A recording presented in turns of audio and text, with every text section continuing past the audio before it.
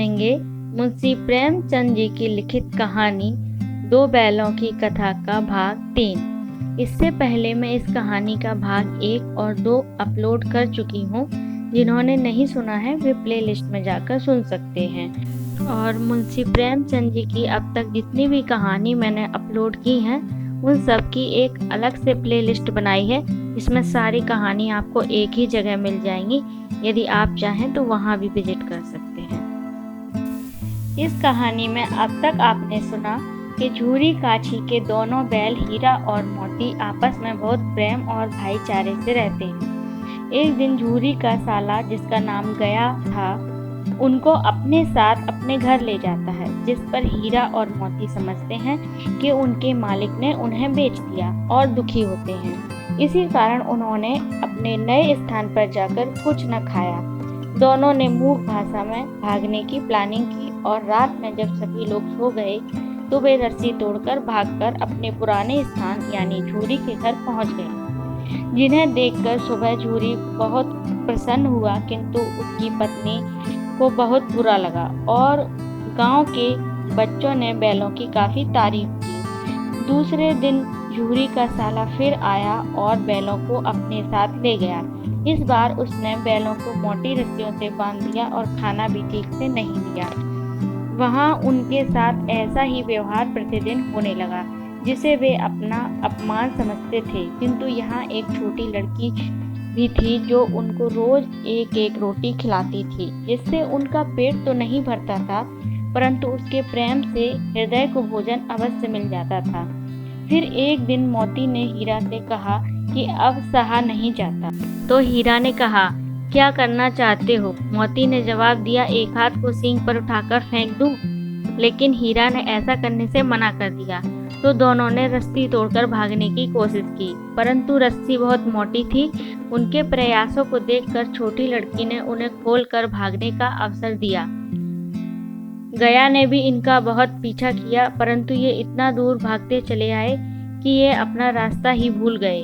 भूख से इतने व्याकुल थे कि पास ही के एक खेत में मटर चरने चले गए। तभी इन्हें सामने से एक सांड आते दिखा, जिसका कि दोनों ने बड़ी ही चतुराई और सूझबूझ के साथ डटकर सामना किया और उसे मार भगाया और फिर उसी मटर के खेत में खाने लगे।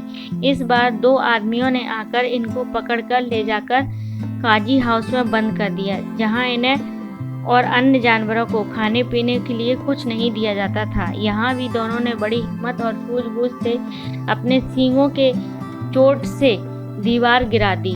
फिर अन्य जानवर भी वहां से निकलकर भागने लगे। मोती जल्दी जल्दी हीरा की रस्सी तोड़ रहा था, तो हीरा ने कहा, तुम जाओ, मुझे यहीं पड़ा रहने दो, शायद कहीं भेंट हो जाए। अब आगे। मोती ने आंखों में आंसू लाकर कहा, तुम मुझे इतना स्वार्थी समझते हो हीरा?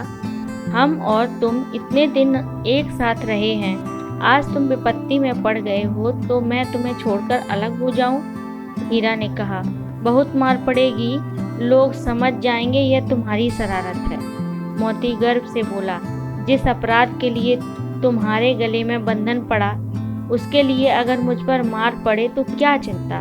इतना तो हो ही गया कि 9-10 प्राणियों की जान बच गई, वे सब तो आशीर्वाद देंगे। यह कहते हुए मोती ने दोनों गधों को सींगों से मार मार कर बाड़े से बाहर निकाल दिया और तब बंधु के पास आकर सो रहा। भोर होते ही मुंशी और चौकीदार तथा अन्य कर्मचारियों में ऐसी खलबली मची कि जिसका बखान नहीं किया जा सकता। बस इतना ही काफी है कि मोती की खूब मरम्मत हुई और उसे भी मोटी रस्सी से बांध दिया गया। 1 सप्ताह तक दोनों मित्र वहां बंधे रहे। किसी ने चारे का एक तृण भी न डाला। हाँ, एक बार पानी दिखा दिया जाता था, यही उनका आधार था। दोनों इतने दुर्बल हो गए थे कि उठा तक न जाता था। ठठरियां निकल आई थीं। एक दिन बाड़े के सामने डुग्गी बजने लगी और दोपहर होते होते वहां 50-60 आदमी जमा हो गए। तब दोनों मित्र निकाले गए और उनकी देखभाल होने लगी। लोग आकर उनकी सूरत देखते और मन फीका करके चले जाते। ऐसे मृतक बैलों का कौन खरीदार होता? तभी एक डड़ियल आदमी, जिसकी आंखें लाल थीं और मुद्रा अत्यंत कठोर, आया और दोनों मित्रों को टटोल टटोल कर देखने लगा। उसका चेहरा देखकर अंतर्ज्ञान से दोनों मित्रों के दिल कांप उठे।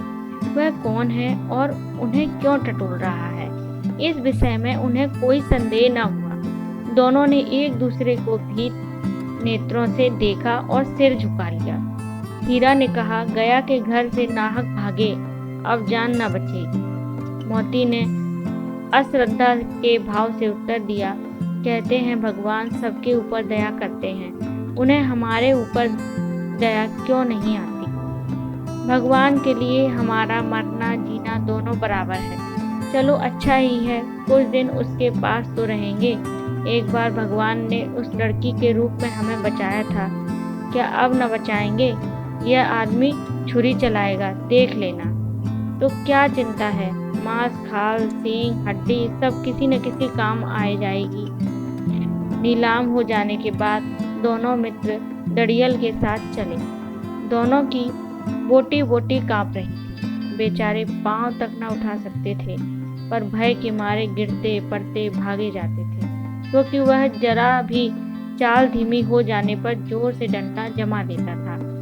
चलते चलते दोनों को ऐसा मालूम हुआ कि यह राह परिचित है। हाँ, इसी रास्ते से गया उन्हें ले गया था। वही खेत, वही बाग, वही गांव मिलने लगे थे। सारी थकान, सारी दुर्बलता गायब हो गई। आह, यह लो, अपना ही हार आ गया। इसी कुएं पर हम पुर चलाने आया करते थे। यही कुआं है, मोती ने कहा। हमारा घर नगीचा आ गया।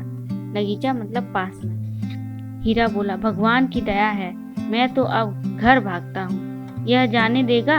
हीरा ने कहा। इसे मार गिराता हूँ, मोती ने कहा। नहीं नहीं, दौड़कर थान पर चलो, वहां से आगे न जाएंगे। दोनों उन्मत्त होकर बछड़ों की भांति कुलेले करते हुए घर की ओर दौड़े। वह हमारा थान है। दोनों दौड़कर अपने थान पर आए और खड़े हो गए। डड़ियल भी पीछे पीछे दौड़ा चला आता था। झूरी द्वार पर बैठा धूप खा रहा था। बैलों को देखते ही दौड़ा और उन्हें बारी बारी से गले लगाने लगा। मित्रों की आंखों से आनंद के आंसू बहने लगे। एक झूरी के हाथ चाट रहा था। डड़ियल ने आकर बैलों की रस्सी पकड़ी। झूरी ने कहा, मेरे बैल हैं। अड़ियल ने कहा, तुम्हारे बैल कैसे? मैं मवेशी खाने से नीलाम लिए आता हूँ। झूरी ने कहा, मैं समझता हूँ कि चुराए लिए आते हो, चुपके से चले जाओ।